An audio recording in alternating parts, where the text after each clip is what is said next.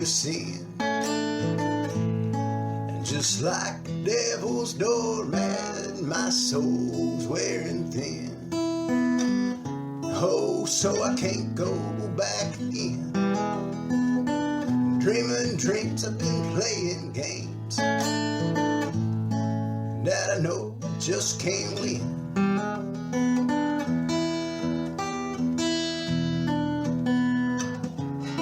I've been down this road before, I know what's in store, I know how it ends. With broken dreams and broken bones, because the bottle was my best friend. Sometimes I hear that whistle blowing, I can't tell a dream or if it's true. And I can also hear the faint sound of that old Hank Williams tune.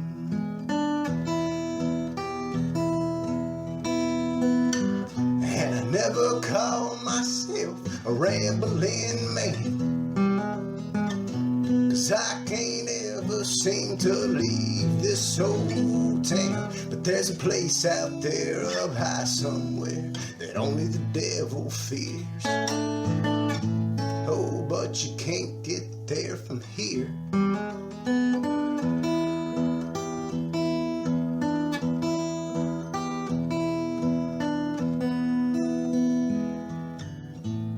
So I stand here living proof life can be summed up with nothing more than 3 chords and the truth. I'm Johnny Ashley in the Hood in the Woods, your neighborhood backwoods history and travel channel. You can find me on Facebook as The Real Hood in the Woods and on Instagram as Abandoned in Appalachia. For more mountain music, check out Clovis Draper's YouTube channel. Now, if you'd like to financially contribute to my channel, throw a couple bucks in my gas tank, I'm gonna have a link for my PayPal in the description. And if you'd like to help me out and help yourself out too, you need to get yourself a copy of the official Hood in the Woods book, Volume 1. So I've already done a story about Pamplin City, but it was one of the first videos I made, and it was a really valuable learning experience, but I gotta say, by my standards now, it's complete trash. So I'm gonna give it another shot, and we're gonna go for quality this time. Today we're in the ghost town of Pamplin City. The old downtown building is all vacated, and this is where it gets its name, a ghost town. It's not a real ghost town. The internet likes to call Pamplin City a ghost town, but if you have enough people to support a post office, you ain't a ghost town. Pamplin City does have another qualifier of being a ghost town though, an abandoned school. The land here has been settled since the 1700s. Thomas Merriman bought this land in the early 1800s. He built a home and owned a shoe shop. The first written record of a town being on this land is in the 1820s. In 1833, Nicholas Pamplin bought 29 acres of land here. In 1854, a representative from the Norfolk and Western Railroad came here looking for land for a rail project. Nicholas Pamplin donated a large tract of land for the project. Norfolk and Western Railroad built a junction connecting 2 major lines. A boomtown quickly formed, and they named it Pamplin City in honor of Nicholas Pamplin and his donation. Soon, stores, banks, and hotels lined the newly made downtown streets. Glorious houses popped up, and Pamplin City was a town.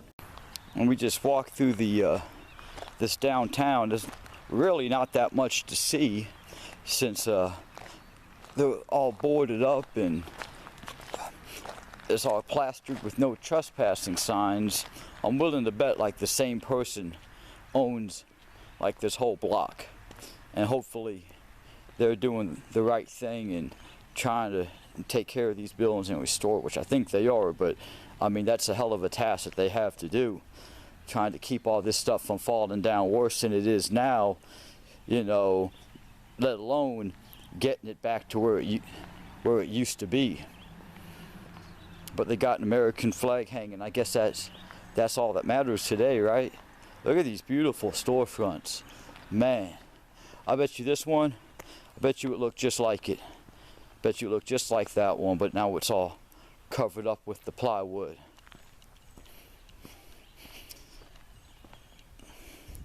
They really like these inset glass windows, don't they? It's like the 4th one with them. I think they look awesome. I wish they still did stuff like this. Look at this. Here's going to be the bank. And we come up to the last door, and in the window they're going to have these clay pipes here. And what these are is that they came from the Pamplin Pipe Factory. So let's check them out before we check out the pipe factory. The Pamplin Pipe Company opened in 1880. It was once the world's largest producer of fire-blasted clay smoking pipes. At peak production, they made over 1 million pipes a month. The company dissolved in 1952. Pipes produced here have been found at multiple archaeological sites. Now they can look at the style of the pipe and pretty much figure out when the archaeological site originated. Pamplin City became a staging area for the coal mined in the Appalachians before it was shipped out east. Likewise, all the people flooding the Appalachian coal fields had to travel through Pamplin City to get up there. The Transcontinental Railroad linked the East Coast to the West Coast. Now it was completed in 1869. Now everything that was shipped to the West Coast from the East Coast before 1869 had to be loaded on a ship, and that ship would have to sail all the way around South America and back up to California. And that's 50 years before the Panama Canal was made as well. Lots of timber was shipped out the Appalachians as well. It would pass through Pamplin City on its way to the coast. It would then be sent to California, where they would use it as lumbers to make the Transcontinental Railroad. The town was connected to a lot of southern agricultural areas, and a lot of textiles also flowed through Pamplin City. Pamplin City declined with the railroad industry. Now, using federal grants, they were able to renovate the old depot, and it is now used as a library and city offices, stuff like that. The population peaked with 394 people in 1970. In 2010 census, 219 people call Pamplin City home. This is the junction that Pamplin City formed, and it's still up and running.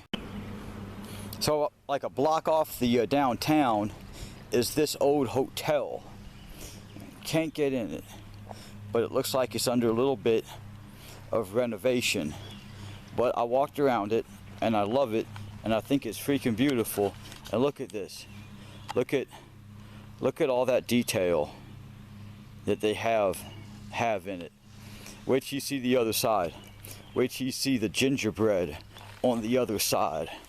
But yeah, it's all boarded up. I'm guessing renovated, under renovation.